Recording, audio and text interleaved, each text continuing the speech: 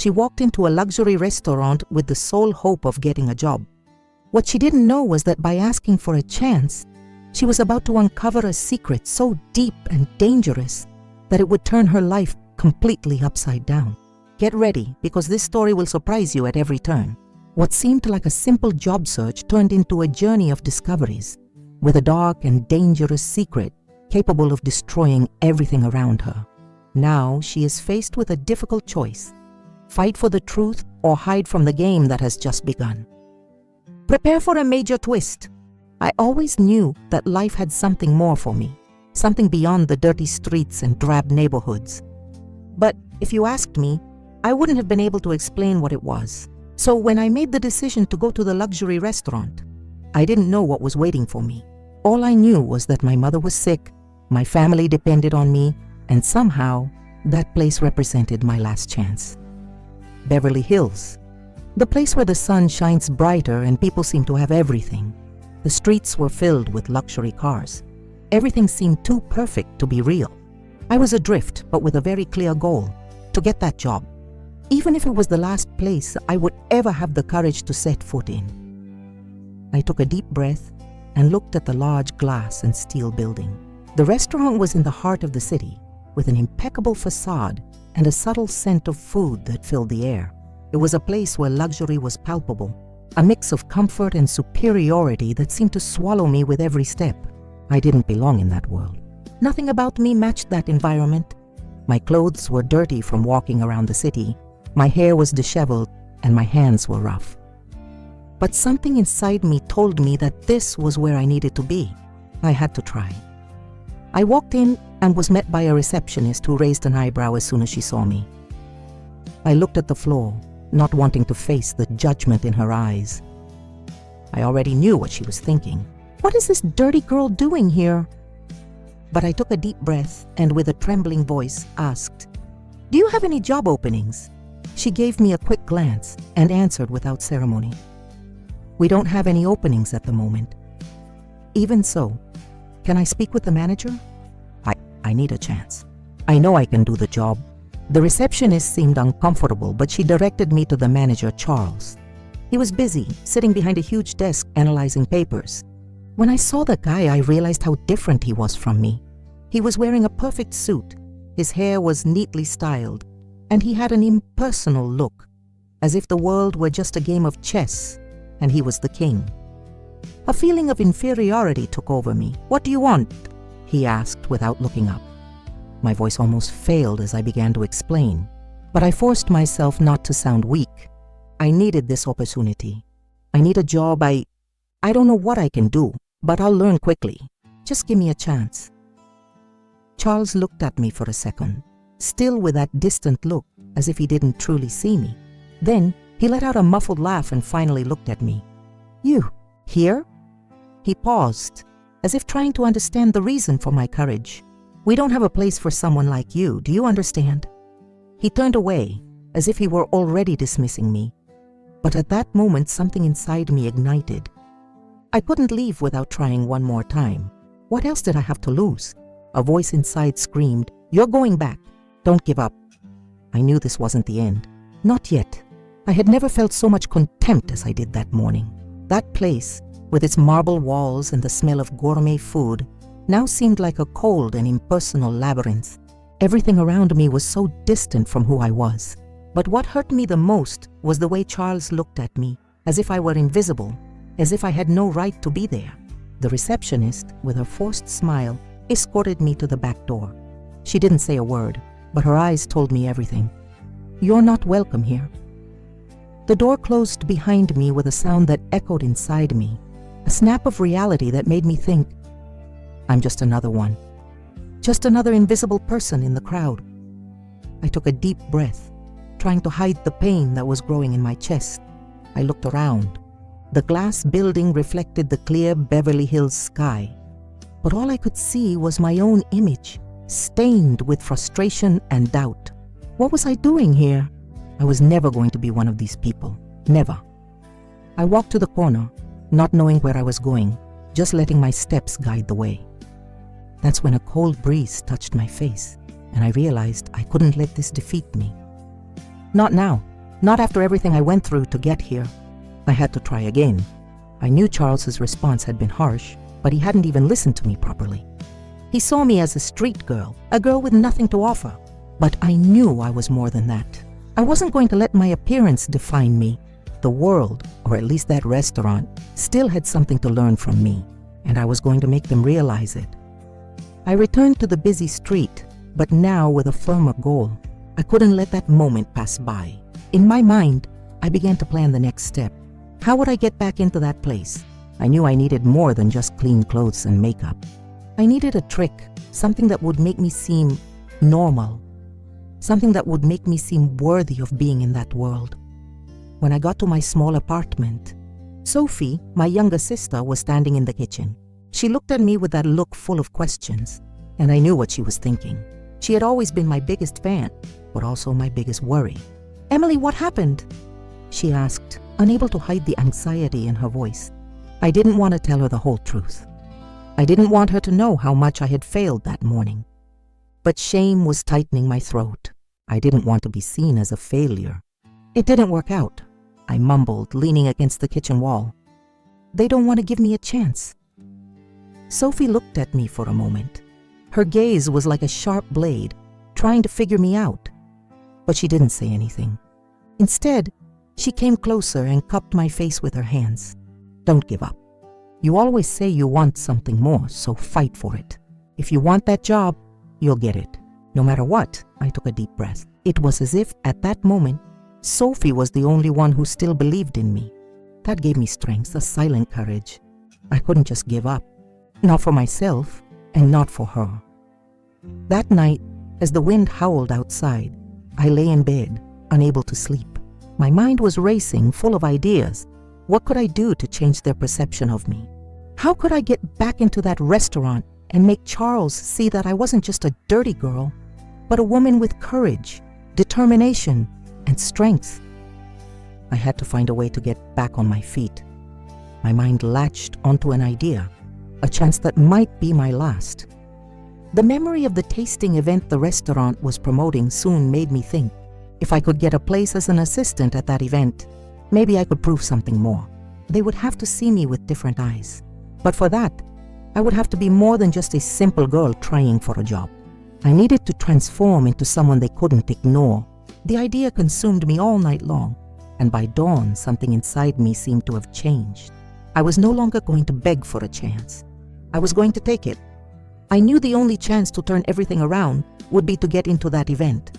The problem was that no one else would believe I had the capacity for it, not even Charles. But the truth was, I no longer cared what he thought. What was driving me now was the idea that I could, somehow, make it work. The tasting event was approaching, and for the first time, something inside me seemed to light up. The restaurant was preparing to receive important guests. High society people, important clients. And I knew that if I could find a loophole, I could infiltrate that world, at least for one night. That morning, I stood in front of the mirror trying to get ready. I had nothing but a simple dress that I had bought with the little money I still had. It wasn't elegant. It wasn't flashy, but it was clean. That was more than enough for me. I grabbed the highest heeled shoes I could find, something that would make me look more confident, even if I wasn't the most comfortable person in that situation. I looked at myself, adjusted my makeup, and took a deep breath. I can do this. When I arrived at the restaurant, the feeling of being an intruder invaded me once again. The doorman looked at me suspiciously, as if I were out of place, but I held his gaze firmly.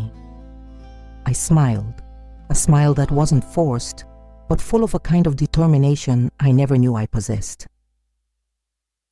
I went to the backstage entrance, where the waiters and cooks were rushing to prepare for the event. The atmosphere was tense, and everything seemed to function like a clock. I went into the kitchen, trying not to look lost, when I came across one of the kitchen assistants, a redhead woman with a severe look. She looked at me with suspicion, but upon seeing the simple clothes I was wearing, she made a confused expression. "Are you new here?" she asked with a cold stare. "Yes, I want to help with the tasting event." I didn't know if my voice was trembling, but I made sure to maintain my composure. "I can stay here, helping until someone needs me. The woman observed me for a moment, seeming to weigh her options, until without further ado she shook her head. "You're lucky. The chef needs someone to deliver the dishes. Just stay quiet and don't make a sound." She gave me an empty tray and showed me where I needed to go. I almost didn't believe it. I had done it. But at the same time, I felt a shiver. It was now or never. Every step I took towards the main hall was like a challenge. I was about to interact with people I would never in my life have the courage to approach. But I was there for a purpose, to be noticed. The hall was stunning, decorated with a richness I had never imagined. The glass tables reflected the soft light of the candles, and the muffled sound of conversations gave me the feeling that I was in a place completely different from where I came from. How could someone like me, a simple street girl, even dream of belonging to this place?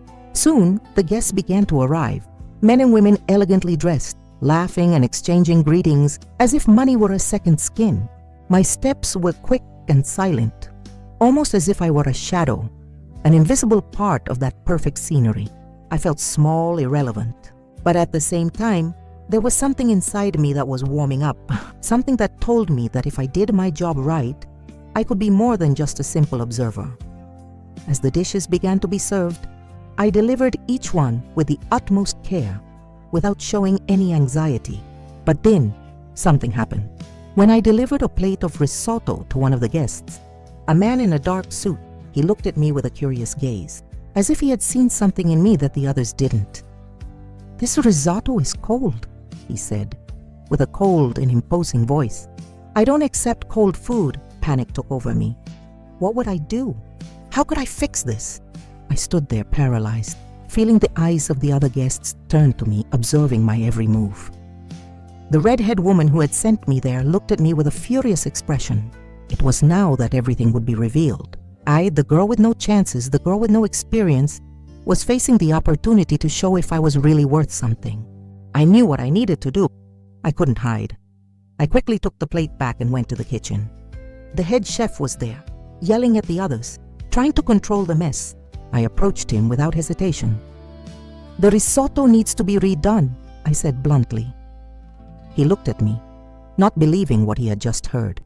"You're not serious, are you?" he asked, with an ironic smile on his face. "I know what I'm doing," I said, now more confident than ever. I couldn't go back. I'm not just a dirty girl, I thought to myself. I knew I could do it. He observed me for a moment, assessing whether I was telling the truth. Then, without another word, he gave me the plate of risotto to remake. My hands were trembling, but I managed to stay calm. The heat of the kitchen enveloped me, but nothing seemed more intense than the pressure I was feeling at that moment. In a few minutes, I remade the dish and served it to the man again. When he tasted it, his face softened. He nodded as if giving me a sign of approval, but said nothing. I didn't need words. I knew I had passed the test. But as I went back to the backstage area, something inside me told me that this wasn't the only test I would have to face. The real test was just beginning. I knew I had done a good job that night. The risotto was perfect, and in a way, it gave me a momentary confidence. But even so, the feeling of not belonging in that place still haunted me. The restaurant, with its crystal chandeliers and the murmur of sophisticated conversations, still made me feel like an imposter, a mere spectator of a world I never imagined I could touch. That tasting event was the height of tension. The conversations between the guests were about art, politics, and business. I, who barely knew how to fit into any of those conversations, just watched from afar, trying to remain invisible, an unnoticed part of the scenery. But something inside me wouldn't let me rest. I knew this was the opportunity I had waited for my whole life, and I was willing to do anything not to let it slip away. But when the night was coming to an end and the guests were already getting ready to leave, something unexpected happened. The red-haired woman who had given me the job approached me, her gaze filled with a coldness I couldn't decipher. "You did a good job," she said, expressionless. "Maybe there's another opportunity for you here, but there's something you need to understand if you want to stay." I looked at her suspicious, but said nothing. She paused for a moment as if she were waiting for a reaction. But I had no words. I was just absorbing everything. This place, she began, more slowly now. It's not for everyone. You know that, right? Things here work a certain way. If you want to climb, you have to be part of the game. It's not enough to just work hard. You have to be willing to pay the price. My mind leaped. What was she trying to say? She knew I wasn't like the others there, but why was she talking to me in such an enigmatic way? The price? I said, trying to hide my anxiety. She gave a low laugh, a sound that sounded more like a warning than anything else. Believe me, you'll understand. And you'll do whatever it takes. Everyone here does. Or they leave. I felt a chill down my spine. What did she mean? Her words echoed in my mind, but I couldn't allow myself to be paralyzed. I needed to find out what was going on there. If there was something behind all that glamorous facade, I wanted to know. But I couldn't show fear. I couldn't show insecurity. As I walked away from her, the thought consumed me. I need to know what's going on here. I need to understand the game, and maybe, just maybe, I can change the rules. In the following days, my routine at the restaurant continued. I did my job with the utmost care and respect, but something inside me was becoming increasingly uncomfortable. What I knew about that place was becoming more and more complex. I had seen enough to realize that there were more secrets than I imagined. Charles, the manager, started observing me more often, but not in a friendly way. His calculating eyes, always attentive, seemed to evaluate my every move. Every time he passed by me, the feeling that I was being watched increased. But the strangest thing of all was that on some level, he didn't seem totally indifferent to me. Something in his behavior began to suggest that he knew more about me than I imagined. I still felt small, irrelevant in the face of that world. But at the same time, a new courage was beginning to grow inside me. Something inside me told me that the only way to get out of that cycle of invisibility was to become indispensable. I could no longer be just the dirty girl. I needed to be more. I needed to discover more. I began to observe the faces around me more carefully, the fake smiles, the disguised interactions. Every detail seemed to give me clues to something bigger, something that was happening behind the curtains of luxury. I knew I needed to move forward, even though I was walking a thin line between truth and lies. One night, while I was serving dishes and moving quickly between the tables, I overheard a conversation that made me stop. It was whispered between two waiters, almost inaudible but enough to make me shiver. "Did you hear what happened with that supplier?" one of them asked, looking around. "Yeah, they say Charles made a deal. He received a substantial amount in exchange for turning a blind eye to the quality of the ingredients." The other one replied, his voice filled with concern.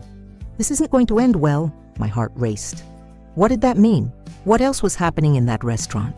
I felt like the pieces were fitting together, but I needed more information. I needed to know how much I could trust these rumors, or if I was starting to see things that weren't there. In the following days, I began to move more strategically.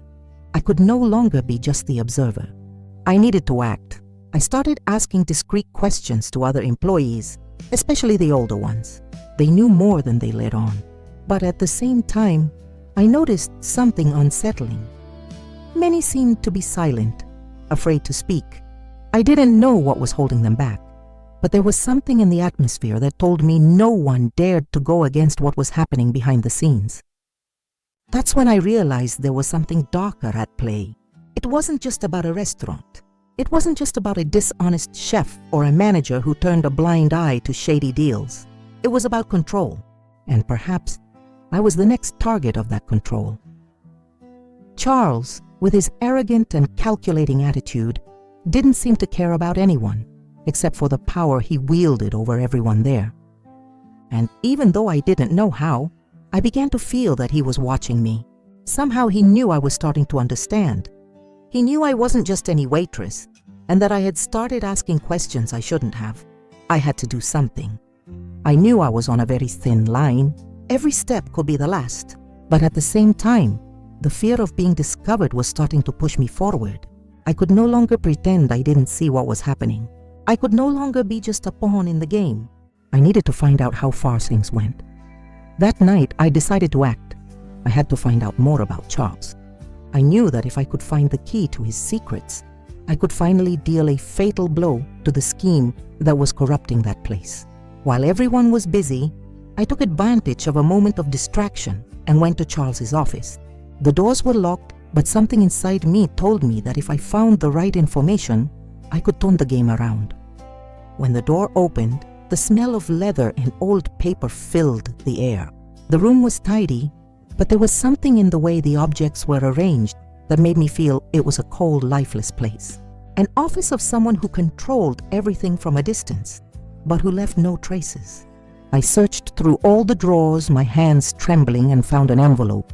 It was marked with a number, and when I opened it, I saw what appeared to be a list of payments. I didn't understand much, but one name in particular caught my attention. It was there, very clear. Paid $5,000, meat supplier. What did that mean? Why was that name highlighted? Something much bigger was happening there than I could imagine, but the biggest discovery was yet to come. The moment I was about to leave the room, I heard footsteps approaching. My heart raced. The door opened and there he was, Charles, with his usual cold gaze. "What are you doing here?" His voice wasn't one of surprise, but of accusation. I didn't know what to say. Panic took over me, but at the same time, something inside me ignited. I could no longer run. I could no longer hide. All of this, everything I had discovered, was about to come to light. "I know what you're doing, Charles, and I know you're not going to stop me anymore." He approached slowly, as if the game was about to begin. "You don't know anything, Emily, and you have no idea what's about to happen. You've been warned, now there's no turning back." Fear took over me, but at the same time, a feeling of courage took over my chest. I was no longer the invisible girl. I knew more than he thought, and I was ready to fight. The tension was in the air. I could feel the weight of Charles's words hanging over me like a storm about to explode. "There's no turning back," he had said. And at that moment I knew that nothing would ever be the same. I was in something bigger, much bigger than I imagined, and there was no way to get out with clean hands. The truth that I had started to unearth could no longer be ignored, and not even Charles could erase what I knew. I stood in the office room facing him. Charles's gaze was relentless, calculating, but there was something there that told me he also knew I had reached a point of no return. He could no longer ignore me. What he didn't know was that even with fear taking over me, I was more determined than ever to move forward. The discovery I had made wasn't just about him or the restaurant. It was about the game that everyone was playing in the shadows, a game I was willing to unravel. "So you found what you shouldn't have," Charles said, his voice low, but with a tone that made me shiver. "The question is, what are you going to do with it?" I wanted to answer with a defiant, "I'm going to expose everything," but I knew it wouldn't be that simple. Something in the air told me he wasn't just a restaurant manager. He was the pillar of a system, and destroying that pillar could have consequences much more serious than I imagined. But what else could I do now? The game had already started, and unlike him, I wasn't willing to bow down. "You're not going to silence me, Charles. I know what's going on here." I kept my voice firm, more confident than I had ever felt. "I know about the deals, and I know about the money." He gave a small smile, almost as if he had been waiting for this. But soon his expression transformed into something colder, more dangerous. "You think this is going to bring me down?" He took a step towards me. "I've already warned you. There's no turning back. This isn't just about you or me. This place, this restaurant, it's much bigger, much more powerful than you can imagine. If you start messing with things, you'll be swallowed by them. Don't think I can't make that happen." My body trembled with the implicit threat in his words. I knew he was right about one thing. This restaurant wasn't just a place where food was served. It was a center of power, of influence. I was just a piece, a gear he could easily remove without a second thought. But despite that, something inside me rebelled. I couldn't go back. Not anymore. "I'm not afraid of you, Charles. I've seen enough. And you can try to intimidate me, but I'm not just any piece. I won't be your puppet anymore." He was silent for a moment, analyzing every word I said, as if he were weighing his options. When he spoke again, his voice was almost soft. "I see you have courage, maybe even more than I thought. But you're playing a game you don't understand. And I can guarantee you, Emily, this game will end with you. Fear gripped me, but I wasn't able to back down. I was already more into this than I imagined, and now there was no turning back. Charles took a step back, as if he had decided to leave me alone, but before leaving the room, he looked at me one last time, his gaze now distant and calculating. "Don't think this is over," he said, the threat evident in his voice. "You'll see what happens to those who get too involved where they're not wanted." I stood there, alone in the office, the weight of his words echoing in my mind. What did he really mean by that? What else could he do to stop me? But instead of feeling fear, a different feeling took over me. The feeling that I had crossed a line. I could no longer be the invisible girl, the girl who waited for a chance. I had made a decision, and now it was time to act. In the following days, I found myself even more immersed in the restaurant's routine. Charles was more distant than ever, but the atmosphere in the environment was increasingly tense. All the employees knew that something was going on behind the curtains, but no one dared to question it. The conversations had stopped. The restaurant seemed like a machine that worked only on autopilot, with no room for questions. But I couldn't hide. The secret I had discovered was bigger than any fear I could feel. I didn't know exactly how, but something in me knew this was my chance to make a difference. I had to act fast before it was too late. I started to observe everything more closely. The conversations, the exchanged glances, the movements of the chefs and waiters. I knew there was a connection between the suppliers and the restaurant's top management, something no one wanted me to know. And most importantly, I knew that Charles was about to make a big move, something that would put everything at risk. I needed to find out what. One night, while everyone was busy, I approached one of the oldest cooks who had worked there for years. She looked at me with suspicion, but upon seeing the determination in my eyes, she paused. "You're getting into a dangerous place, girl," she whispered, looking around. "You don't know what you're doing. There are things you can't control." I knew what she meant, but I couldn't go back now. Something inside me was broken and I needed the truth, no matter the cost. "I know what's going on here, and I know you know more than you're saying," I said, without hesitation. She looked at me with an expression that mixed fear and compassion, and for a moment, I wondered if she was also a piece in this game that Charles controlled. But before she could answer, we heard the sound of footsteps approaching, and she quickly walked away. I knew I was getting close. I was starting to put the pieces together, but what I would do with them, I still didn't know. What I did know was that more than ever, I was involved in something much bigger than I had imagined. Something that, when it came to light, would change everything. I was already in the game, and now there was no turning back.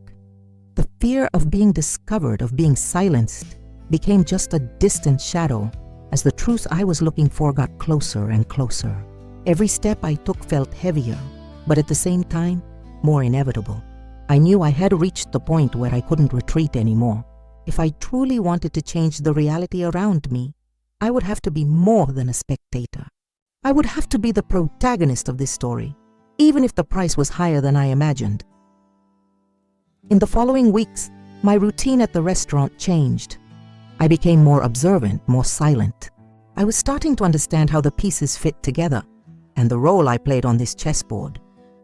Charles and the others were increasingly vigilant, but what they didn't know was that I was also watching every movement, every exchanged glance, every whispered word. It was as if I had become invisible to them, but at the same time, sharper, more determined to discover what was happening behind the scenes. Everything began to fall into place on one fateful night. I was in the kitchen doing my job as always, when I overheard a conversation in a secluded corner between Charles and the head chef, Marco. The door was ajar and I stood still, listening carefully. "The payment is late," Marco said, his voice filled with frustration. "And you know how that will affect the supply. They're going to become even more demanding." Charles made a dismissive gesture, as if it was something simple to solve. "Leave it to me. The last thing we need now is problems. Don't worry, it's under control." But what made me shiver was what Marco said next. "What about the new plan? The girl, can she really be useful?" My heart almost stopped. The girl? Were they talking about me? It couldn't be. I was starting to put the pieces together, but what did this mean? I needed to know more. I took a deep breath, and in a split second I made a decision. I couldn't wait any longer. The key to what was happening, and perhaps the key to my own survival, was in my hands. I needed to get to the bottom of that conversation, to discover what they were really planning. That night, after the event, I went to Charles's office once more. The room was empty and silent, which only increased the weight of my fear. The office door was slightly ajar, and inside there was a file on the table. I knew it was now or never. I had nothing left to lose. I put my hand on the file. It was locked, but I knew I could open it. With a press of my thumb, I unlocked the drawer. The moment I opened it, something slipped out. An envelope with the restaurant seal, and inside, a sheet of paper with a phone number and a series of transactions. But what really made me gasp was the name at the bottom. Investment in Parallel Project, Project L. My stomach churned. What did this mean? Project L? What was Charles really doing here? The transactions seemed legitimate, but what were these partnerships that were being so carefully hidden? Something was very wrong, and I knew I needed to discover everything. Project L seemed to be the key to understanding what was really happening in that restaurant. But I didn't know how the story would end. As I was about to close the drawer and leave, I heard footsteps approaching. My eyes widened. Charles! He was coming. Panic took over me, but I knew I couldn't be caught there. I quickly put the envelope in my jacket and hid behind the curtain that covered the office window. He entered the room without noticing my presence. His steps were firm, fast, and he seemed so confident, as if nothing could touch him. He sat down at the table, and for a few minutes I stood still, listening to the sound of his breathing and the clicks of his pen on the paper. That's when he spoke, almost in a whisper to himself, as if he were thinking aloud. I need to maintain control. Project L must continue, no matter what happens. They can't know. Not now. Those words cut me like a knife. They can't know. I knew I was close to something bigger, much bigger than a simple corruption scheme. Project L could be the key to the collapse of everything. But how could I use this to my advantage? I had to get out of there quickly. Without another word, I crept out of the room and went back to my post, the envelope still safe in my jacket. I didn't know exactly what Charles feared, but he was desperate to hide it from everyone. He knew that if it were exposed, everything could crumble. That night left me in a state of pure tension. I knew that what was happening wasn't just about a luxury restaurant. There was much more at stake, something that could destroy the lives of everyone there. But somehow this game was now in my hands. What would I do with it? I looked at the envelope that was still in my jacket, and a feeling of courage, mixed with fear, enveloped me. I was closer to the truth, but what would that mean for me? And what would Charles do to silence me if he discovered what I was planning? But the biggest question that still hung in my mind was, what was Project L really? What did it hide? And why was it so important that no one knew about it? The truth I knew was in front of me, but the truth, just like a lie, came with a price. And the closer I got, the more the weight of the consequences became present. What I knew up to that point seemed to be just the tip of the iceberg. Charles, the calculating manager, wasn't just a businessman.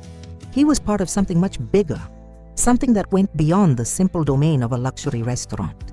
Project L was real, and it was about to swallow me. I could no longer act as a spectator. I had the power in my hands, but the question that haunted me was I ready to use it? Every step towards the truth put me closer to the abyss, and I didn't know how far the power game would take me. In the following days, the atmosphere in the restaurant seemed heavier than ever. Charles was more watchful than ever, and the other employees started looking at me with a mix of suspicion and fear. Something in me, which before seemed small and insignificant, was now growing. And the more I learned, the more I understood that there wasn't just a war between me and Charles. I was entering a much bigger battlefield. I didn't know who else to trust, so I decided to take a solitary step. The envelope with the project was still tucked in my jacket, the weight of its contents accompanying me like a shadow. The only thing I was sure of was that I couldn't keep the secret anymore. Something had to be done. I had to expose Charles and what he was trying to hide before he silenced me once and for all. That's when I realized that the key to bringing down Charles was in his own weaknesses. He thought he was invincible, but everyone has something to lose. And I knew that no matter how powerful he was, he had secrets. Project L was just the tip of the iceberg. But what really shocked me was realizing that by being a part of this, I was also becoming a piece of the game he was commanding. On a cold night, as the activity in the restaurant slowed down, I went into Charles's office again. He was absent, and that silence was my chance. I rummaged through the desk, already knowing the place well, but something had changed. The file that was on the table, the one that before seemed so simple, now revealed more than I could imagine. Inside, there was more than just financial transactions. There was something that made my heart stop for a second. A detailed report about the people involved in Project L. Names, dates, commitments, everything was there. I knew that information was more valuable than anything I could have found before. But the most important thing was on a separate page, marked with a seal. Signed by Charles. He was more than just a manager. He was the leader of a scheme that involved much more than I ever imagined. My stomach churned as I understood the scale of it. Project L wasn't just about manipulating the restaurant. It was about influence, control, and power over the people around. It was a network of corruption, and I was about to become a part of it unless I did something now. I knew what I needed to do. I had the evidence, but I also knew that exposing it would mean challenging something much bigger than me, much bigger than I could ever have imagined. I had to make a decision, and this decision would have no turning back. I left the office with the report in my hands and my heart pounding. The streets of Beverly Hills, normally quiet, seemed darker that night. I was alone in a power game where the rules were manipulated, where the strong ruled and the weak were crushed. But at that moment, I didn't feel weak. I was armed with the truth, and the truth could be my greatest weapon. I knew I couldn't do this alone. Not anymore. I needed allies. But who could I trust with this? How could I be sure I wasn't being manipulated by someone even bigger than Charles? I was at the center of a conspiracy that involved powerful people, but the only thing I knew was that I had to act before it was too late. I decided it was time to confront Charles. He had given me the warning, there's no turning back. But I knew that if I didn't do this now, he would never let me out of this game. It was time to put an end to what was happening and expose the truth, regardless of the cost. I could no longer be a spectator. I had to be the protagonist, and the game was about to change. The night seemed darker than usual, as if the sky itself was aware of the gravity of what was about to happen. Every step I took, every beat of my heart, seemed to resonate in the silence of the city. I knew the time had come to confront Charles. There was no more room for fear or uncertainty.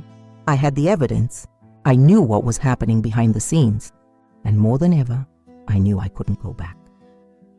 The streets of Beverly Hills, normally bright and busy, were now quiet, as if the world outside had stopped to watch me. But I was no longer alone. The truth was with me, weighing on my hands like a burden, and I knew it would change everything. When I entered the restaurant that night, the air was heavy, as if something imminent was about to happen. Charles was in the main hall, observing the customers, always with that impassive look, as if he were above it all. He still didn't know that in a few hours, everything he had built would crumble. I watched him from a distance, trying to control the anger that was growing inside me. But I knew I couldn't be impulsive. I had to be calculating, just as he had always been. When I approached him, I didn't say a word.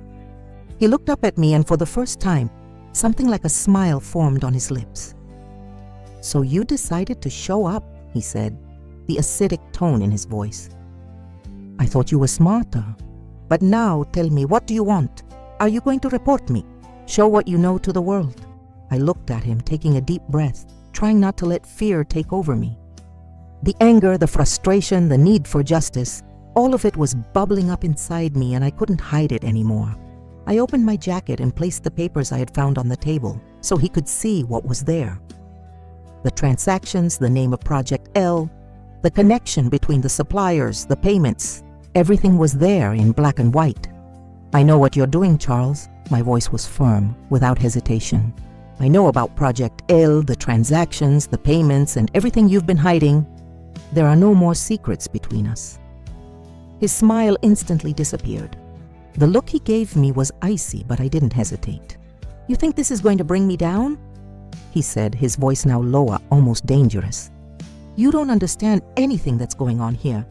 All of this restaurant, this facade, is just a piece of my game. I'm the one in charge here, and if you think you're going to get away with it, you're very wrong." Those words hit me like a punch to the stomach.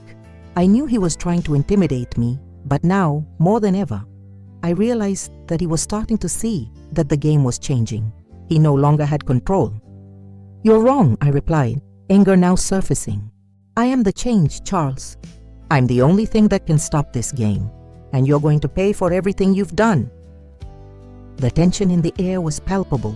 The atmosphere was charged, as if time itself was waiting for the next move. But before I could say anything else, someone entered the room. Sophie, my sister, appeared at the restaurant door, her face pale and tense. "Emily, you don't know what's going on," she said, her voice trembling. Before she could finish, Charles looked at her with an expression of disdain. "This has nothing to do with you. You shouldn't be here." But Sophie wasn't intimidated. She approached me and her gaze met mine. I knew she was seeing the fear in my eyes, but I also knew she had never seen me so strong. She had been my biggest supporter, and now she was here by my side without hesitation. "Emily, you have to finish this. We can't stay silent anymore. You have the evidence. It's now or never." I looked at Sophie, and for the first time, I felt truly safe. I was no longer alone. I was armed with the truth, and with Sophie by my side, I knew there was nothing that could stop me. Charles, seeing that the situation was getting out of control, tried to back away. But it wouldn't be that easy. I already knew what to do. "Charles, you have until the end of the night to get out of this restaurant, or I'll expose you to the world. I'm going to turn everything over to the press, to the authorities. You no longer have control over anything." He smiled, but the smile was forced. He knew he no longer had a way to control the situation. The restaurant he had built with lies and manipulation was about to be brought down by the truth. "You're going to pay for this." "Emily," he said, but his voice was weak now, more of an empty threat. I didn't let him finish the sentence. With a determined look, I picked up my phone and started to dial the number for the authorities. There was no more room for hesitation. The power game he had orchestrated was about to be exposed, and there was no turning back. I heard the line connect, and as I started to speak, I felt the certainty that finally, justice was being served. The words came out with force, each one crushing the lie that Charles and his accomplices had built. I knew my life would never be the same again, but from that moment on, I also knew I was in control. I was no longer the dirty girl who asked for a job. I was the woman who had brought down an empire of lies. The morning light came through the window, breaking the darkness of the night, but nothing could erase what had happened in the last few hours. When the authorities arrived, the weight of the truth finally fell upon the luxury restaurant that Charles had built with his lies. The cameras started rolling, the journalists began to speak, and the pieces of the puzzle I had put together were being shared with the world. Charles's empire was crumbling, and with it all the secrets that had been carefully guarded. I was standing next to Sophie, watching as the officers did their job. The tension was in the air, but there was a growing sense of relief inside me. I had faced the monster, and for the first time, I felt I had won. The truth I had so long sought had been exposed. There was no more game, no more manipulation, just the raw, naked reality. Charles was taken away by the police, his face impassive, but I knew that inside, he was losing everything. I looked at him one last time, knowing that that moment was the end for him, but also the beginning of something new for me. I had broken the chains that held me to fear, to silence, and to conformity. Now it was my turn to write my own story. Sophie looked at me, her eyes moist, and hugged me tightly. I could feel the warmth of her trust and support, and that gave me strength. I knew the fight wasn't over yet, but now, with everything exposed, I had a new perspective. "You did it. "You really did it," she whispered, almost in disbelief. I smiled, but the feeling that dominated my chest was something deeper. It wasn't just the relief of a battle won, but the certainty that now I was ready for whatever came next. The following weeks passed in a blur. The restaurant, now closed, was thoroughly investigated. The headlines were relentless, and images of Charles being taken away by the police appeared in all the newspapers and social media. Project L, as I called it, was dismantled, and many of the people involved in that scheme were being prosecuted. But for me, it wasn't just about Charles's downfall. It was about what I had achieved. I hadn't just destroyed an empire of lies. I had rebuilt something inside me, something I thought I had lost forever. The courage, the strength, the voice I had ignored for so long was now my greatest ally. I decided that I no longer wanted to be a pawn in other people's games. I wanted more. I knew life wasn't easy, but I also knew that with truth and courage, nothing could stop me. The restaurant, the fortune that had been built through corruption and exploitation, all of that was now a thing of the past. The change was more than a promise. It was real, and I knew I wasn't alone anymore. Looking back, I could see how much I had evolved. The dirty girl who walked into that restaurant asking for a chance was now a woman with a story to tell. A woman who had faced an empire of lies and emerged victorious. And best of all, I had learned to listen to myself, to trust myself, and to fight for my truth. I didn't know what the future held for me, but one thing was certain: nothing would ever be the same again. I had found my place, and more importantly, I had found my strength. What started as a simple search for a job had transformed into a personal revolution.